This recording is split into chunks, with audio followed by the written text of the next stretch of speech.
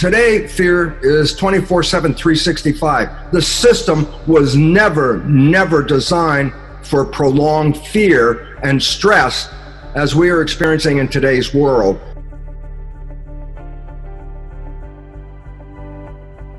Well, I have a feeling that the fear is much more powerful in influencing us than the things like the cell phones and the energy fields and all that. You know, let's go back, because a big fear is, electromagnetic fields. That's been a big fear, and there should be a concern, because biological systems employ electromagnetic fields and vibrations and energy in controlling and manipulating the biology. So if the energy fields around us are altered, they surely can have an effect. And I say, well, is everybody affected by this?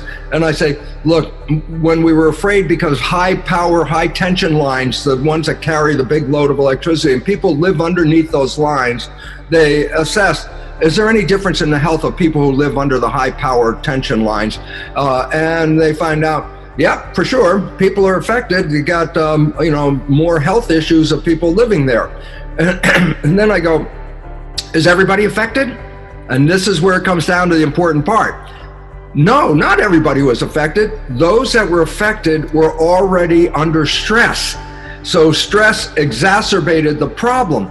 Those people who weren't under stress, living under these lines, have no problem.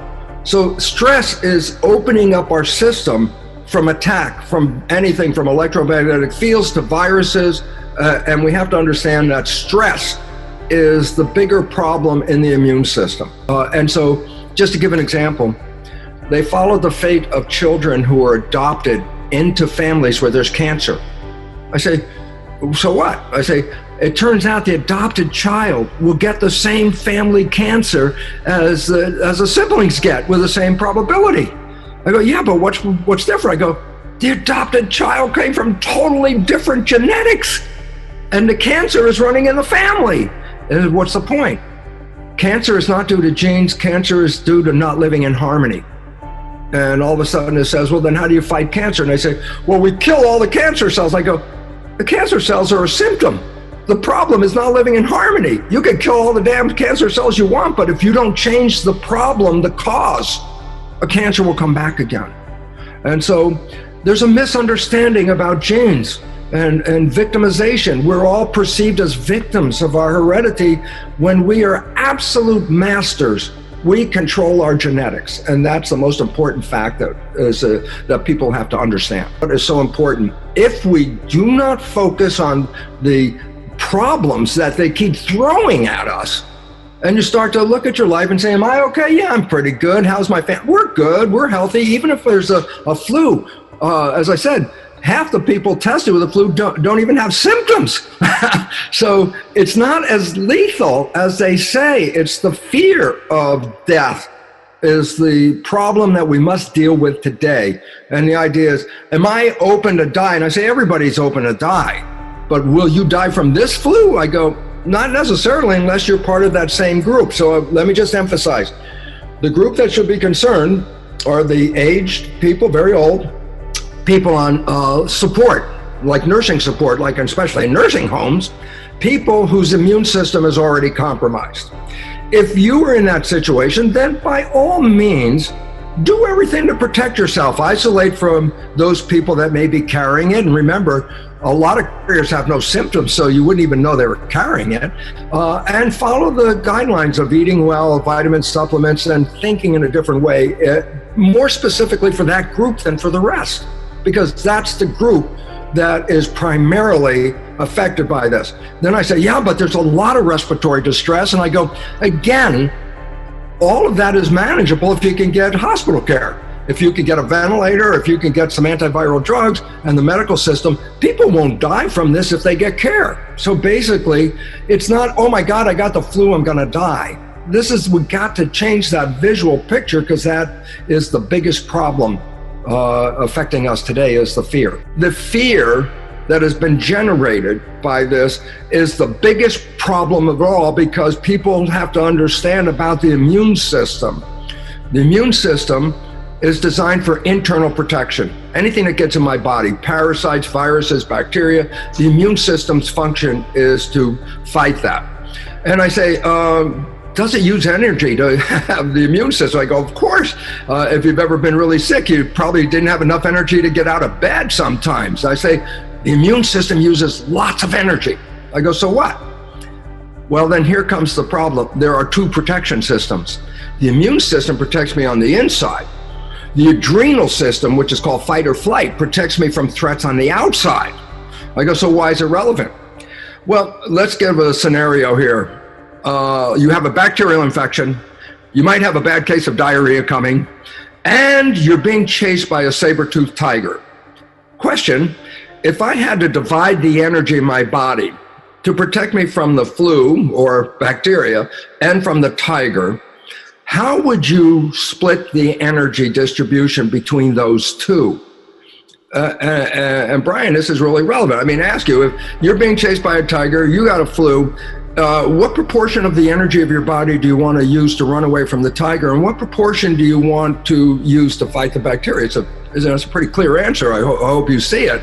Probably 99-1 is probably what I would do. Exactly. So right away, that's the fundamental principle. Fundamental principle is this. I distribute energy in the body where I need the energy. And when it comes to threats and survival, if it's a threat from the outside world, I need to put all the energy into that. So I say, fine. I say, how does this work? I say, when we perceive a threat, when we believe and perceive that we're being chased by that saber-toothed tiger, the body releases stress hormones. I go, yeah, so what? That gets me ready. I say, gets you ready for fight or flight. I said, what does it do to get you ready? And this is the crux of the problem. The stress hormones do is take the energy of the body, stop funding with energy those functions that are not necessary to run away from the tiger.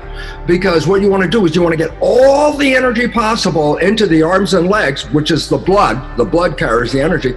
I want all the blood in my arms and legs. Why? Because I need to run away from that tiger. So I say, so what happens when stress hormones are released in the body? And the first thing is this, all functions not related to running away from that tiger are shut down to conserve the energy.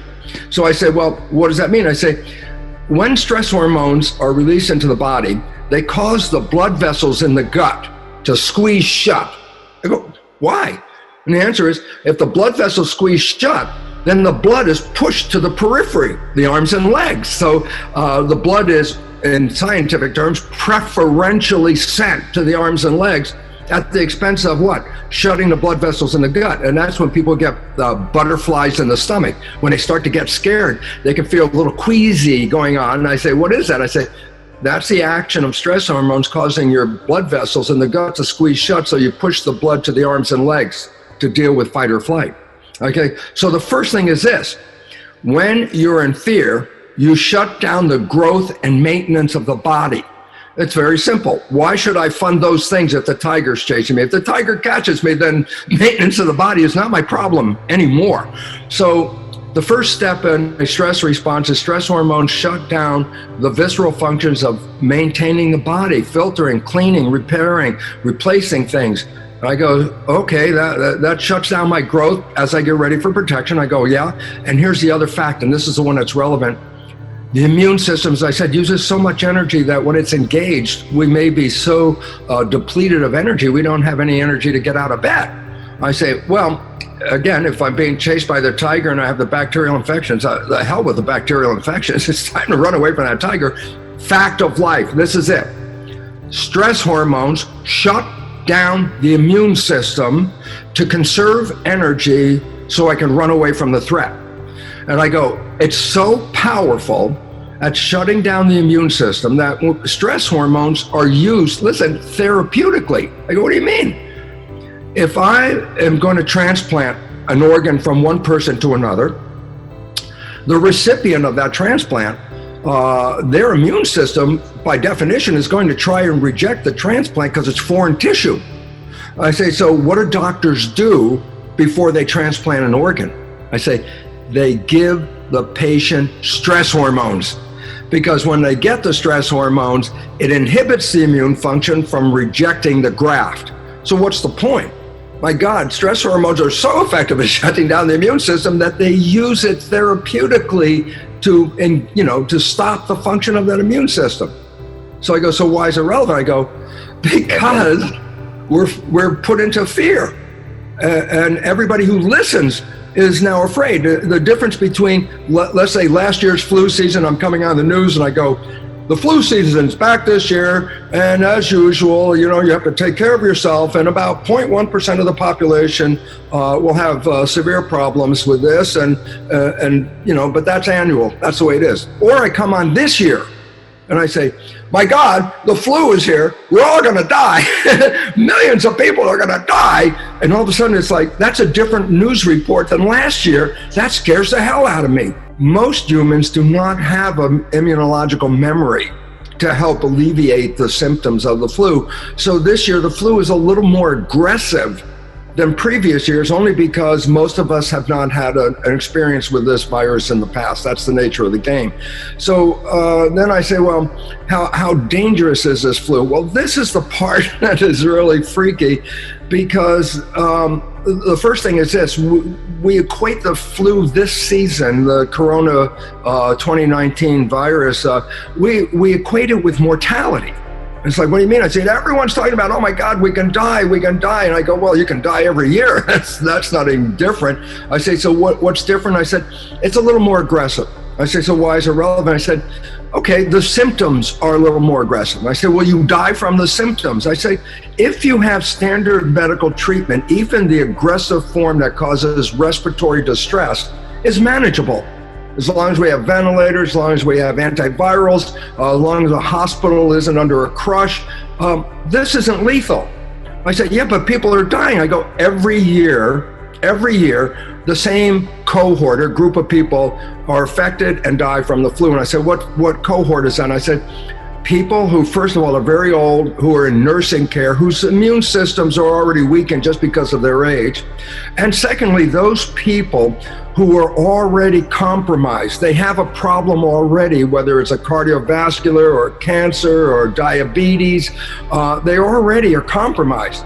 These are the people who are the likely ones to succumb from this particular flu. They've always been this way. Every year, 0.1% to about 0.5% is a range. And I say, well, what about this year? And they go, oh my God, 3 to 4%, which is like 30 or 40 times more lethal. I go, wait a minute, where'd you get that statistic? The way you get the statistic is you take the number of people who died and divide it by the number of people who have the virus. I go, okay. So I said, well, what's wrong here? And I'll tell you what's wrong is when they've tested like a whole city, like in Italy, in Vo, Italy, for example, they tested the population and they found that more than half of the people that have the so-called COVID-19 virus, more than half of them have no symptoms at all. I say, so why is that relevant? I say, if you take all the people who have the virus, whether they have no symptoms or whether they have symptoms, that's a very large number compared to the number of people who went to the doctor and got reported to have a virus. So I say, why is it relevant? I say, if you take the very large number of people who have been exposed and who have that virus, and then divide that into the number of deaths, guess what? It's not 3 to 4% at all. It's below 1%. I go, well, now you're in the range of a normal flu.